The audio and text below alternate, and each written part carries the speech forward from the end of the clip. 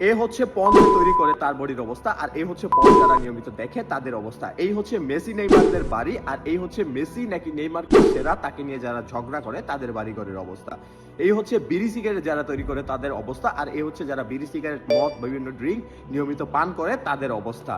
এই হচ্ছে Facebook Instagram Twitter যারা প্রতিষ্ঠা করছে তাদের অবস্থা, আর এই হচ্ছে ফেসবুক ইনস্টাগ্রাম টুইটার যারা নিয়মিত ঘন্টার পর ঘন্টা ব্যবহার করে নিজের মূল্যবান সময় নষ্ট করে তাদের বডির অবস্থা। এই হচ্ছে যারা নিয়মিত জিমে যায় তাদের বডি কন্ডিশন। এই হচ্ছে যারা বলে যে জিমে গেলে কি হয় তাদের বডির অবস্থা। একটা জিনিস এর মাধ্যমে আপনাদের শেখানোর চেষ্টা করতেছি, এটা হচ্ছে সব সময় চেষ্টা করবেন একজন ক্রিয়েটর হইতে, একজন প্রতিষ্ঠাতা, একজন পথ প্রদর্শক হইতে, নাকি একজন ইউজার, একজন ব্যবহারকারী, একজন চাকরিজীবী।